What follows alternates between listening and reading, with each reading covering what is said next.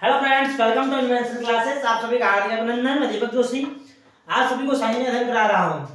अब तक हमने पूर्व वाली क्लास के अंतर्गत प्रतिदर्श या प्रतिचयन की जो विधियों का अध्ययन कर रहे थे, उसमें हम तृतीय विधि के बारे में जान चुके थे कि देव संख्याओं के द्वारा किस प्रकार से प्रतिदर्श लिए जाते हैं, है ना, रैंडम नंबर के माध्यम से। आज हम देव संख्याओं की जो चतुर्थ विधि बताई गई थी, व्यवस्थित देव प्रतिचयन के माध्यम से समंकों का किस प्रकार से प्रतिदर्श लिया जाता है समग्र में से, उसके बारे में अध्ययन करेंगे। अध्याय वही हमारा पंचम अध्याय चल रहा है, वही हमारी हेडिंग प्रतिदर्श या प्रतिचयन की विधियां। विद्यार्थी हेडिंग डाल सकते, विद्यार्थी हेडिंग डाल लीजिए प्रतिदर्श या प्रतिचयन की विधियां। प्रतिदर्श या प्रतिचयन की विधियों के बारे में अध्ययन कर रहे थे। विधि नंबर दूसरी विधि चल रही थी हमारे। दूसरी विधि का नाम था हमारे देव प्रतिचयन विधि। दूसरी विधि का नाम क्या था बच्चों? देव प्रतिचयन विधि। तो देव प्रतिचयन विधि की जो विधियां बताई गई थी, उन विधियों के बारे में अध्ययन कर रहे थे। इसकी 4 विधियां बताई गई थी। 3 विधियों का विस्तार पूर्वक अध्ययन कर चुके हैं। चतुर्थ विधि आज चलेगी। चतुर्थ विधि का नाम हमारा व्यवस्थित देव प्रतिचयन विधि। व्यवस्थित देव प्रतिचयन व्यवस्थित देव प्रतिचयन विधि। व्यवस्थित देव प्रतिचयन विधि के माध्यम से किस प्रकार प्रतिदर्श लिए जाते हैं। आज के बिंदु का अध्ययन करने से पहले आप सभी को अवगत करा दूं मैं, हमारे चैनल को जल्दी से लाइक कीजिएगा, सब्सक्राइब कीजिएगा, बेल आइकन बटन को अवश्य दबाइएगा। चलिए आज पुनः हमारे बिंदु पर चलते हैं। हमारा आज का बिंदु रहेगा व्यवस्थित देव प्रतिचयन विधि, यानी किस प्रकार से व्यवस्थित देव संख्याओं के द्वारा देव प्रतिचयन लिए जाते हैं, वो किस आधार पर लिए जाए, उनका आधार क्या होता है, उसी के बारे में हम जानकारी प्राप्त करेंगे। तो उसमें पहले सामान्य तथ्य जान लेते हैं कि डेफिनेशन के माध्यम से परिभाषिक तौर पर इसे किस प्रकार से समझाया गया है। तो देखिए, इस विधि के अनुसार इस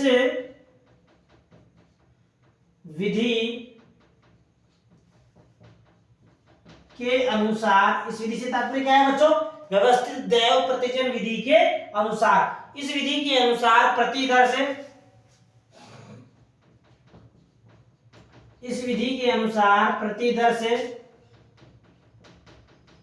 छांटने के लिए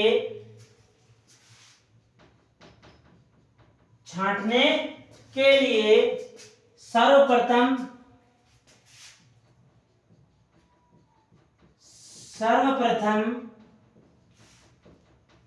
समग्र मतलब संपूर्ण इकाइयों की, सर्वप्रथम समग्र की समस्त इकाइयों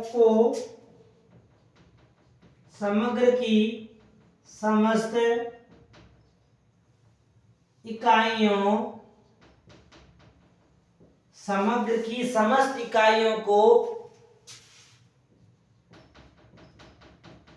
किसी एक निश्चित आधार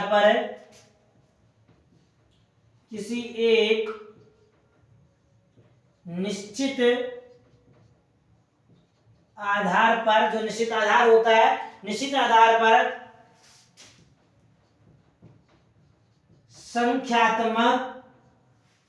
संख्यात्मक कह सकते हैं, न्यूमेरिकल या नंबरिंग, संख्यात्मक, वर्णात्मक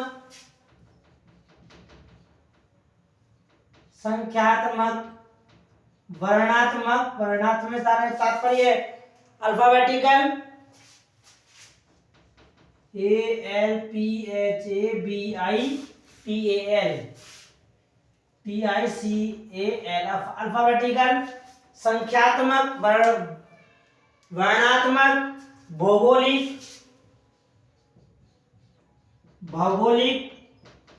तात्पर्य बच्चों ज्योग्राफिकल कहने का तात्पर्य है। ज्योग्राफिकल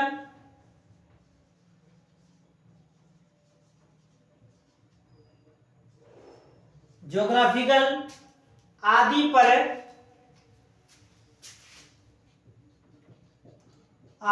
पर क्रमबद्ध कर लिया जाता है। तो समझिए कैसे कहने का तात्पर्य ये है कि जो व्यवस्थित दैव प्रतिजन विधि है, इस विधि के अंतर्गत जो समग्र की समस्त इकाइयां होती है, समस्त इकाइयों को किसी एक निश्चित आधार पर, किसी एक से तात्पर्य यहाँ संख्यात्मक, वर्णात्मक, भौगोलिक, किसी भी एक तथ्य बिंदु के आधार पर उन संख्याओं को क्रमबद्ध कर लिया, यानी व्यवस्थित जमा लिया जाता है। आगे हल का समाधान प्रतिदर्श लेने से पहले क्रमबद्ध कर लिया जाता है। फिर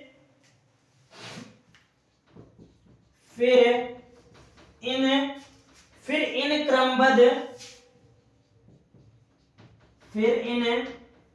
क्रमबद्ध जो हमने क्रमबद्ध संख्याएं जमाई हैं उससे बताया गया। फिर इन क्रमबद्ध मदों से तात्पर्य क्या है बच्चों? संख्याएं हैं, लिख लेना। मदों से तात्पर्य हमारे संख्याओं से है,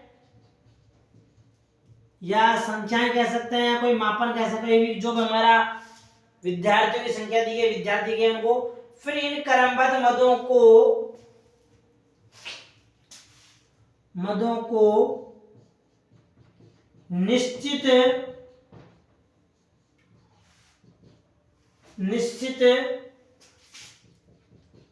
वर्ग विस्तार समय क्लास इंटरवल क्लास इंटरवल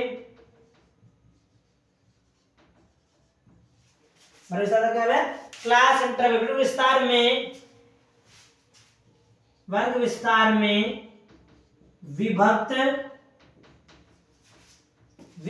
कर लिया जाता है।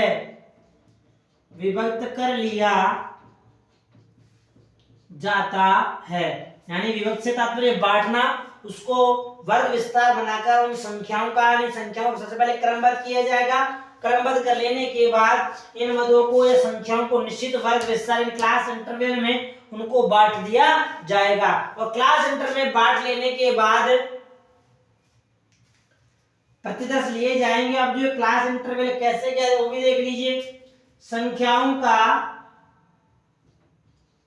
इन संख्याओं को कह सकते हैं या मदों को कह सकते हैं, यहां पर हम इनका वर्ग विस्तार निम्न प्रकार से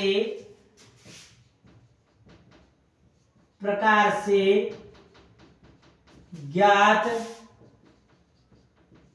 किया जाएगा। इनका जो वर्ग विस्तार किस प्रकार से ज्ञात किया जाएगा उसके बारे में देख लीजिए। सूत्रानुसार किस प्रकार से क्लास इंटरवल, कल की तरह हम आज भी उदाहरण के माध्यम से, इस प्रकार से हमने कल टिम्पेट की सारणी के माध्यम से हमने प्रतिदर्श लेने बताया कि दैव संख्याओं के आधार पर किस प्रकार से प्रतिदर्श लिए जाते हैं। आज हम उसी प्रकार व्यवस्थित जो जैव प्रतिचयन होता है, व्यवस्थित दैव प्रतिचयन विधि के माध्यम से क्लास इंटरवल लेकर जो प्रतिदर्श लिए जाते हैं उसकी किस प्रकार से प्रक्रिया पढ़ेंगे। तो क्लास विस्तार या क्लास इंटरवल किस प्रकार से ज्ञात किया जाएगा, तो लिखिए वर्ग विस्तार कहने का तात्पर्य बच्चों क्लास इंटरवल लिख लेना। इंग्लिश साउंड भी, इंग्लिश मीडियम के विद्यार्थी पढ़ रहे हैं तो उनको सुविधा हो जाएगी, समझने में उनको भी आ जाएगा, शायद एक पंक्ति दो का हो जाएंगे। ठीक है, तो वर्ग विस्तार बराबर समग्र की इकाइयां या समग्र की संख्याएं, समग्र की संख्याएं, कितनी संख्याएं? यहाँ समग्र की संख्याओं से तात्पर्य है इकाइयों की संख्या है, समग्र संख्याएं या समग्र इकाइयों की संख्या या समग्र इकाइयों की संख्या अपॉन से तारे बटे में नंबर ऑफ तो टोटल नंबर कह सकते हैं हम। टोटल नंबर कहने के तात्पर्य यहाँ पर आएगा प्रतिदर्शों का आकार, जितने प्रतिदर्श हमें लेने हैं, जितने सैंपल लेने हैं उन सैंपलों की संख्या आ जाएगी। यह आएगा प्रतिदर्श का आकार। आकार से तात्पर्य यहाँ उस संख्या से है कि हमें कितने प्रतिदर्शों का हमें चयन करना है। समझा किसी विद्यार्थियों को? जैसे हमें क्लास कहने का तात्पर्य जो वर्ग विस्तार बनाना है, वर्ग विस्तार बनाने के लिए समग्र की जो कुल संख्याएं दे रखी है, जो 20, 30, 40, 50, 60, 70, 80, मान लो 80 संख्या दे रखी है, तो 80 तो हमारे समग्र की कुल संख्याएं मान ली जाएगी। और प्रतिदर्श का आकार कैसा होगा बच्चों? हमें जितने 80 इकाइयों में से हमें जितने प्रतिदर्शों का चयन करना है, 5 का, 10 का, 15 का, 12 का, 16 का, 20 का, जितना भी प्रतिदर्श लेना है वो प्रतिदर्श वाली संख्या यहाँ आ जाएगी। और इस प्रकार से दोनों विभाजित कर देने के बाद जो प्रतिफल हमें प्राप्त होगा वही प्रतिफल हमारा वर्ग विस्तार कहलाएगा। अभी उदाहरण के माध्यम से और समझा दूंगा मैं आपको कि वर्ग विस्तार जो ज्ञात किया जाएगा या जो प्रतिदर्श लिए जाएंगे किस आधार पर ज्ञात किए जाएंगे। आगे मैं इस विस्तार के बारे में अध्ययन करने से पहले इसकी प्रक्रिया बता देता हूं कि जो वर्ग विस्तार निकाला जाएगा, ज्ञात किया जाएगा, वह एक वर्ग का ज्ञात किया जाएगा। आगे आगे आने वाले जो प्रतिदर्शों का चयन किया जाएगा, उन प्रतिदर्शों का चयन किस आधार पर किया जाएगा उसके बारे में जान लेते हैं। तो यहाँ लिखना वर्ग विस्तार की प्रक्रिया। तो यहाँ आगे से लिखा देता हूँ मैं आपको, तो स्क्रीनशॉट लेना सही विद्यार्थी, एक साथ पूरी प्रक्रिया हो जाएगी हमारे ऐसे कैसे। ठीक है, चलिए स्क्रीनशॉट विद्यार्थी ने, चलो आगे डाल दे हेडिंग है ना वही वर्ग विस्तार की प्रक्रिया।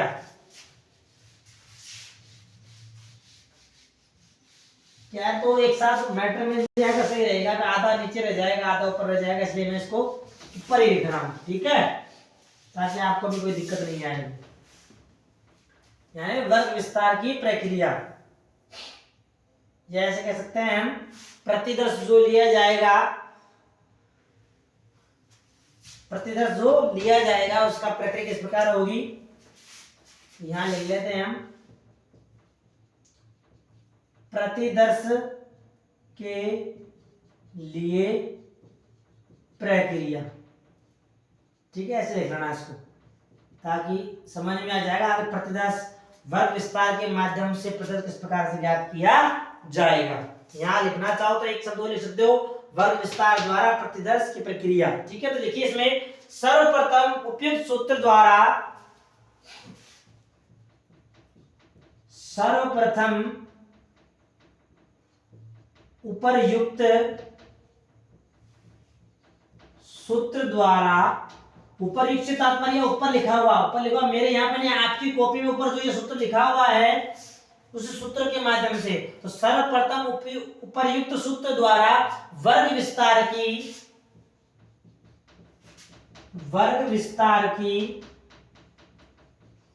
गणना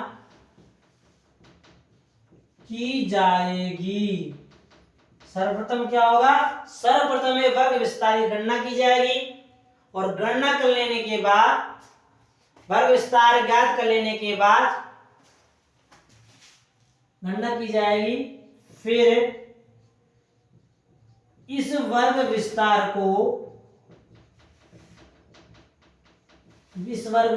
को सभी इकाइयों में, सभी वर्गों में बांट दिया जाएगा, सभी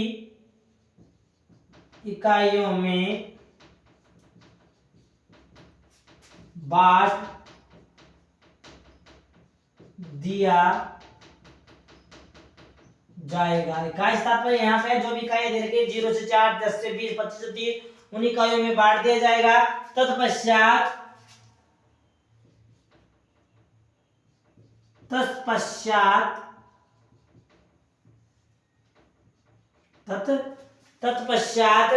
प्रथम वर्ग में से, जो हमने प्रथम वर्ग का निर्माण किया है, तत्पश्चात प्रथम वर्ग में से, जो प्रथम वर्ग का लिया है, तत्पश्चात प्रथम वर्ग में से दैव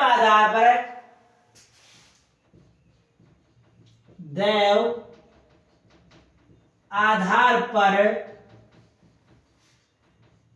किसी भी दैव आधार पर किसी भी इकाई का चयन कर लिया जाएगा। दैवाधार में किसी भी इकाई का चयन कर लिया जाएगा। अगली इकाई के चयन के लिए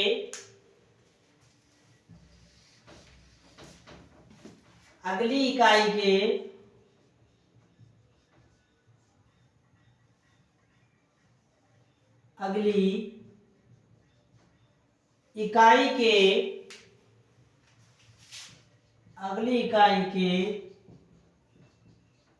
चयन के लिए जो हम आगे वाली प्रथम इकाई तो हमने दैव आधार पर ले ली, अब हमें आगे वाली इकाई ज्ञात करनी है। तो आगे वाली इकाई किस प्रकार से ज्ञात गई, तो अगली इकाई के चयन के लिए प्रथम वर्ग में चुनी गई इकाई की संख्या, प्रथम जो फर्स्ट नंबर पे हमने चुनी है, तो प्रथम चुनी गई इकाई की संख्या में चुनी गई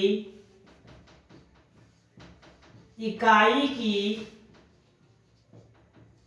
संख्या में जो हमने इकाई की संख्या दी गई है, चुनी गई इकाई की संख्या में ज्ञात वर्ग विस्तार कहने से क्लास इंटरवल, हमारा क्लास इंटरवल वर्ग विस्तार को जोड़कर, यानी उसको प्लस करके, कहने का तात्पर्य जोड़कर वांछित इकाइयां होगी हमारी, राधे कृष्ण, जोड़कर वांछित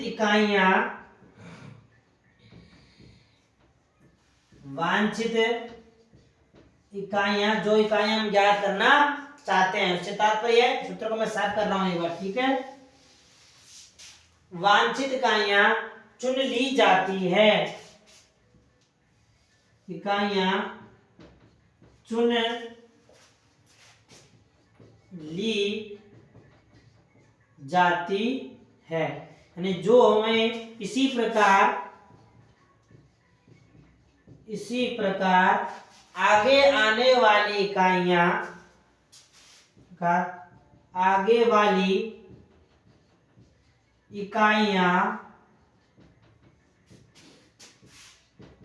प्राप्त कर ली जाती है। ये हमारी प्रोसेस प्रक्रिया होगा इसकी। कि सबसे पहले पुनः रिपीट कर रहा हूं, सर्वप्रथम उपयुक्त सूत्र, जो सूत्र दिया गया, सूत्र कौन सा था हमारा, सूत्र हमारा वही था, पुनः यहाँ लिख रहा हूं मैं एक बार, यहाँ लिख लेना, वर्ग विस्तार, याद हो गया सर मेरे हिसाब से आप लोगों को, वर्ग विस्तार बराबर समग्र इकाइयों की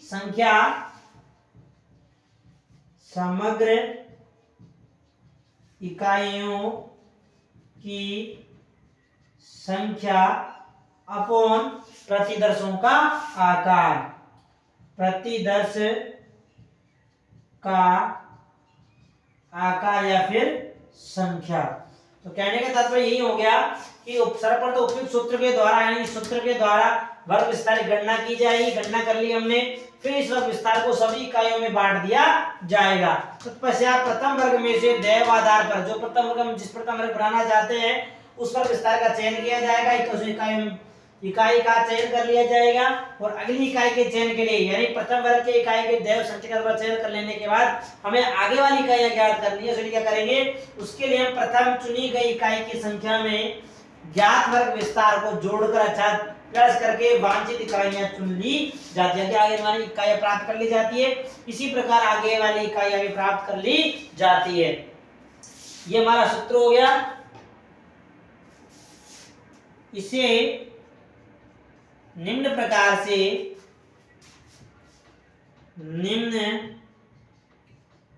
से ज्ञात करते हैं।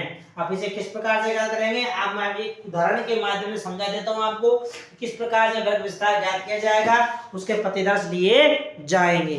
समझ में आ गया सभी विद्यार्थियों को। चलिए एक उदाहरण के माध्यम से आगे अध्ययन करते हैं किस प्रकार से तथ्यों के बारे में, प्रतिदर्शों के बारे में जानकारी प्राप्त की जाएगी। ले लिया स्क्रीन पर सभी विद्यार्थियों ने। चलिए उदाहरण के माध्यम से समझते हैं प्रक्रिया को। सूत्र हमारा ऐसे कैसे, ठीक है।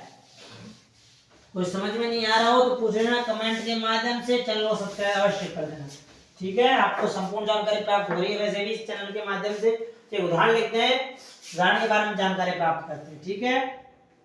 उदाहरण हम क्वेश्चन कह सकते हैं, उदाहरण लिखिए 20 विद्यार्थियों में से कुल 20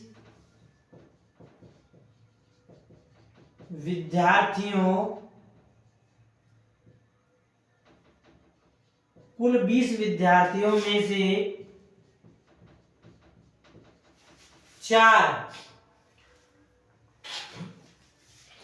4 विद्यार्थी दैव प्रतिचयन के आधार पर 4 विद्यार्थी दैव, कौन सा, व्यवस्थित दैव प्रतिचयन कहने का तात्पर्य, ठीक है। दैव प्रतिचयन चुने जाते हैं। तो ये 4 विद्यार्थी कौन से होंगे, तो ये 4 प्रतिदर्श कौन कौन से 4 से कौन कौन से होंगे ज्ञात करो। ये हमारा प्रश्न हो गया, ठीक है विद्यार्थियों, समझ में आ गया। ये हमारा प्रश्न हो गया। अब इसका सॉल्यूशन जांच करते हैं, हल। मैंने आप सभी को पूर्व में बताया कि जब आपको व्यवस्थित दैव प्रतिचयन के माध्यम से प्रतिदर्शों की गणना करनी है, सबसे पहले हमें क्या क्या निकालना पड़ेगा बच्चों, वर्ग विस्तार। चलिए सबसे पहले सर्वप्रथम क्या निकालेंगे, वर्ग विस्तार। तो यहां लिखिए सर्वप्रथम वर्ग विस्तार की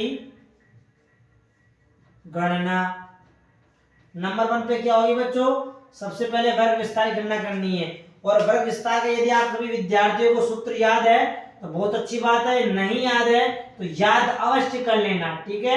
ये जो आप ऐसे कह सकते हैं, हमारी किताब जो सांख्यिकी के संख्या में कैलकुलेशन जो गणनाएं होती है, गणनाओं का आधार स्टार्ट हो चुका है। यहाँ से क्वेश्चन किस प्रकार से हल होंगे उनके प्रोसेसर आ चुका है प्रोसेसर, ठीक है। वर्ग विस्तार कैसे, मैंने आपको सभी अभी सूत्र बताया था। क्या बताया था बच्चों, समग्र इकाइयों की संख्या, समग्र इकाइयों की संख्या अपॉन प्रतिदर्श का आकार। याद हो चुका होगा शायद, जहां तक मैं आशा कर रहा हूं आप सभी को। प्रतिदर्श का आकार कह सकते हैं या प्रतिदर्श की संख्या कह सकते हैं। तो सर्वप्रथम आप सभी विद्यार्थियों को वर्ग विस्तार ज्ञात किया जाएगा। आप सभी को ज्ञात है, जो चीज ज्ञात है वो यहाँ लिख लेते हैं हम। यहाँ पर कुल विद्यार्थी हमारे पास कितने हैं बच्चों, कुल विद्यार्थी हमारे पास है यहाँ पर 20। और जो हमें प्रतिदर्श लेने हैं, प्रतिदर्शों की संख्या कितनी है बच्चों, प्रतिदर्शों की संख्या है 4। हमें चारों प्रतिदर्श ज्ञात करने हैं। 4 प्रतिदर्शों को परिणाम निकालना है। तो 4 प्रतिदर्श हमारे कौन कौन से होंगे उसकी गणना हमें करनी है, ठीक है। उसकी गणना करने के लिए सर्वप्रथम मैंने आपको बताया वर्ग विस्तार ज्ञात करेंगे। तो यहाँ लिखना सही विद्यार्थी, वर्ग विस्तार बराबर समग्र इकाइयों की संख्या, यानी कुल इकाइयां हमारे पास कितनी दे रखी है बच्चों, कुल विद्यार्थियों दे रखे हैं 20। तो यहाँ लिखना 20 विद्यार्थी, बहुत अच्छी बात। प्रतिदर्शों का आकार, मैंने प्रतिदर्शों का आकार बताया कि हमें जितने प्रतिदर्श लेने हैं वही प्रतिदर्शों का आकार कहलाता है। तो यहाँ पर प्रतिदर्श में कितने लेने हैं बच्चों, 4 प्रतिदर्श लेने हैं। तो ये 4, जब आप 20 में 4 का भाग देंगे कितना आ जाएगा बच्चों, तो यहाँ हमारा क्या जाएगा वर्ग विस्तार। तो वर्ग विस्तार बराबर 5। छोटे विद्यार्थियों के लिए बता देता हूं, बड़े विद्यार्थी समझ चुके होंगे 5 कैसे आया है। ठीक है, ये 5 हमारे आ गए, वर्ग विस्तार आ गया हमारा। अब हमने आगे पढ़ा था कि वर्ग विस्तार ज्ञात हो जाने के पश्चात हम प्रथम वर्ग में इकाइयों की संख्या से जोड़ेंगे और पहला पद जो इकाई संख्या वो होगी हमारा वही होगा जो हमें प्रतिशत का आकार दे रखा है। 4 को आधार मान लेते हैं, तो यहाँ लिखना सही विद्यार्थी कि माना प्रथम वर्ग में से, लिखिए माना प्रथम वर्ग में से, जो प्रथम वर्ग हम जो मान रहे हैं, माना प्रथम वर्ग में से इकाई संख्या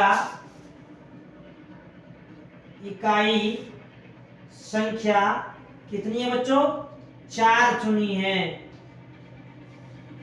अब हमें प्रथम वर्ग की इकाई संख्या तो पता लग चुकी है कि प्रथम वर्ग हमने ले ली, दैव संख्या के आधार पर 4 का चयन कर लिया कि प्रथम वर्ग की संख्या 4 है। अब हमें दूसरी, तीसरी, चौथी, पांचवी, 5 में 4 ज्ञात करनी है। अब वो किस प्रकार से ज्ञात होगी? तो पहला प्रतिदर्श जो हमारा क्या होगा बच्चों? 4। माना प्रथम वर्ग में से इकाई संख्या 4,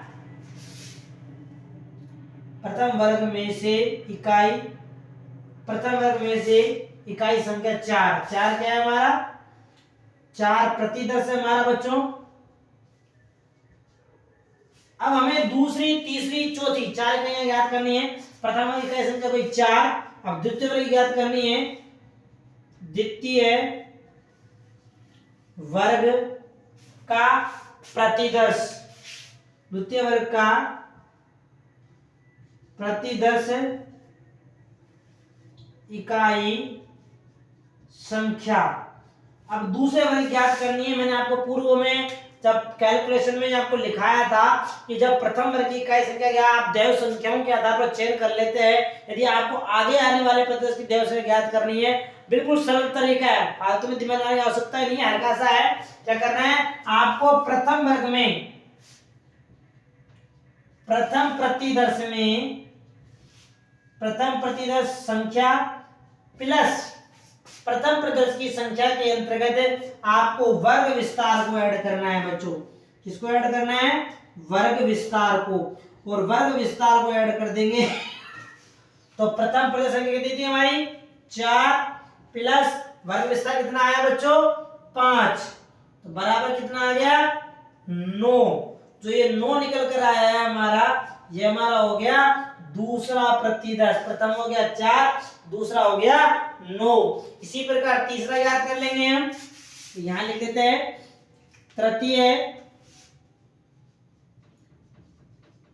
तृतीय वर्ग की प्रतिदर्श संख्या। अब प्रतिवर्ग संख्या ज्ञात करने के लिए क्या करना है भाई? यहां पर आ जाएगी, सूत्र क्या बन जाएगा? द्वितीय वर्ग की प्रतिदर्श संख्या प्लस वर्ग विस्तार। बहुत अच्छी बात है, जो विद्यार्थी समझ रहा है बहुत अच्छी बात है, जो नहीं समझ रहा है वो समझ सकता है। ठीक है, तो द्वितीय वर्ग की प्रतिदर्श संख्या कितनी आई बच्चों? हमारे पास 9 आया प्रतिदर्श, तो यहाँ लेंगे 9 प्लस वर्ग विस्तार कितना है हमारा? 5, तो 9 प्लस 5 बराबर 14। तो प्रथम वर्ग का हमारा 4, दूसरा वर्ग का हमारा 9, तीसरा वर्ग का 14। 4 प्रतिशत ज्ञात करने हैं, 1 2 3 ज्ञात कर, चौथा भी ज्ञात कीजिए। इसी प्रकार चौथा क्या है? तो नंबर लिखिए चतुर्थ नंबर पे, तो चतुर्थ वर्ग की प्रतिदर्श संख्या। अब चतुर्थ प्रतिदर्श संख्या क्या बनेगी? वहां ये वो सूत्र बन जाएगा। यहाँ द्वितीय वर्ग है तो यहाँ क्या बन जाएगा बच्चों? तृतीय वर्ग। ठीक है, तो यहाँ लिखिए तृतीय वर्ग की प्रतिदर्श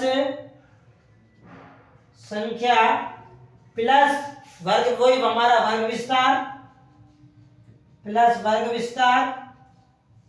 ठीक है, तो तृतीय वर्ग की प्रतिदर्श संख्या कितनी आई बच्चों? 14 आई है, पता है सभी आप सभी को। तो 14 प्लस अब वो कितनी है हमारी, वर्ग से हमारा 5 है, तो प्लस 5 बराबर कितनी होगी 29। तो इसी प्रकार ये हमारे चारों प्रतिशत, प्रथम ये, द्वितीय ये, तृतीय ये, चतुर्थ गुणित आ गई। ये इसी प्रकार, सॉरी 14 5 गुणित 19, मैंने गलत लिख दिया, 14 5 19, ठीक है। इसी प्रकार 4 इकाइयां 4% ज्ञात हो जाएंगे। समझ आ गया सभी विद्यार्थियों को। प्रतिदर्शों का चयन किस प्रकार से करना है, व्यवस्थित दैव प्रतिशत विधि के अंतर्गत इस प्रकार से प्रतिदर्शों का हमें चयन करना है, नंबर 1, नंबर 2, नंबर 3, नंबर 4। इस प्रकार से चारों प्रतिशत ज्ञात हो जाएंगे। प्रथम वर्ग का प्रतिशत 4, द्वितीय वर्ग का 9, 4 कैसे आया, 4 हमने माना है, मैंने इसलिए यहाँ माना लिख दिया सभी विद्यार्थियों को समझने के लिए। दूसरा आ गया 9, तीसरा आ गया हमारा 14, और चतुर्थ वर्ग का जो प्रतिशत है हमारा है 19। यदि 5% निकालने हो उसी प्रकार आगे बढ़ा देंगे। यदि 5 निकालना है तो यहाँ पे 5 आ जाएगा, यहाँ 4 5 20, यहाँ 5 हो जाएगा, 5 चौका 20, 4 आ जाएगा, और 4 4 अंक जोड़ते हुए निकल जाएंगे। समझ में आ गया। ये हमारा हो गया व्यवस्थित दैव प्रतिचयन विधि। आशा करता हूं सभी विद्यार्थियों को समझ में आ चुका होगा। इस प्रकार से व्यवस्थित दैव प्रतिचयन विधि ज्ञात किया जाता है। हम आज के बिंदु को इसी के बाद आगे बढ़ाते हुए, तो दैव प्रतिचयन विधि है, इस विधि की कुछ मान्यताएं बताई गई है, 3-4 मान्यताएं। उन मान्यताओं के बारे में अध्ययन कर लेते हैं। क्या मान्यताएं बताई गई, समझ में आ रहा है ना, मजा आ रहा है, नहीं आ रहा, बहुत अच्छी बात है। समझ में आ रहा है तो आगे इसी पर क्वेश्चन आएंगे, अच्छी तरह से समझाऊंगा आप सभी विद्यार्थियों को, ठीक है। स्क्रीनशॉट ले लेना इसका। आगे हम अध्ययन करते हैं दैव प्रतिचयन की जो विधि की मान्यताएं हैं, कौन कौन सी विधि की मान्यताएं बताई गई है। लिया स्क्रीनशॉट, चलिए लिखिए दैव प्रतिचयन विधि की मान्यताएं। चारों विधियां हमारी कंप्लीट हो चुकी है ये दैव प्रतिचयन की, ठीक है। फिर भी कोई दिक्कत वाली बात नहीं समझ में आया तो कमेंट के माध्यम से पूछ सकते हो, कॉल भी कर सकते हो, वैसे नंबर दे बताया है आपके विद्यार्थियों को। हेड डाले दैव प्रतिचयन विधि की मान्यताएं। दैव प्रतिचयन विधि की मान्यताएं। दैव प्रतिचयन विधि कौन कौन सी मान्यताएं हैं, उन मान्यताओं के बारे में अध्ययन करेंगे। मैंने बताया आप सभी को भी, किसी कुछ प्रमुख रूप से 3-4 मान्यताएं, 4-5 मान्यताएं बताई गई है, उनको बारे में जान लेते हैं। तो पहली मान्यताएं कौन कौन सी है लिख लीजिए। इसकी मान्यताएं निम्न प्रकार है। इसकी मान्यताएं निम्न प्रकार हैं। नंबर 1, पहली मान्यता लिखिए, प्रतिदर्श समग्र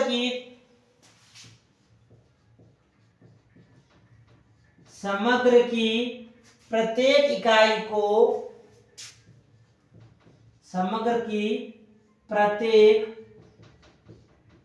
इकाई को प्रतिदर्श में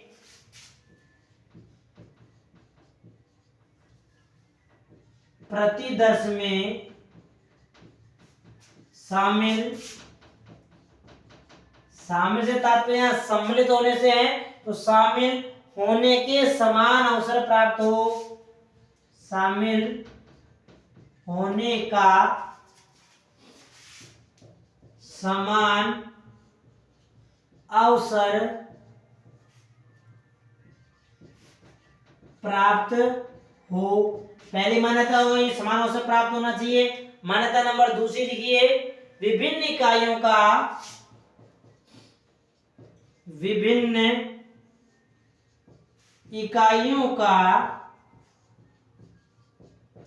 जो इकाइयां दी गई है, तो विभिन्न इकाइयों का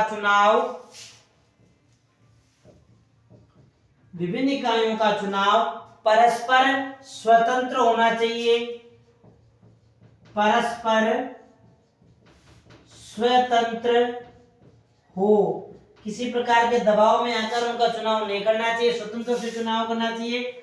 मान्यता नंबर 3 लिखिए, इकाइयों का